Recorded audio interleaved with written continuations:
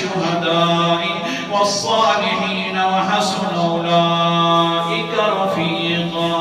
آیت نمبر میرے سامنے 69 ہے.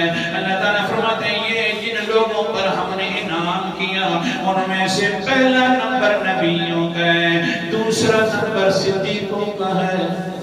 حوالہ دکھا رہا ہوں. پہلا نمبر نبیوں کا, دوسرا نمبر صدیقوں کا, اور تیسرا نمبر والشہداء ہے, تیسرا نمبر شہیدوں کا, چوتھا نمبر والصلحاء والصالحین, اور چوتھا نمبر نیک لوگ اور صحابہ کرام کا. اور انسان سن لینا, پہلے نبیوں کا نمبر ہے. حضرت علی بھی ہی فرماتے ہیں اللہ کے نبی کے بعد نمبر ہے تو صدیق کا نمبر ہے, کسی اور کا نمبر نہیں ہے. تبھی تو اللہ نے فرمایا ثانی اثنین اذ ہما, یہ دو میں سے دوسرا ہے. پہلا میرا نبی ہے اور دوسرے نمبر کا ابو بکر ہے, درمیان میں اور کوئی نہیں آ سکتا. سبحان اللہ.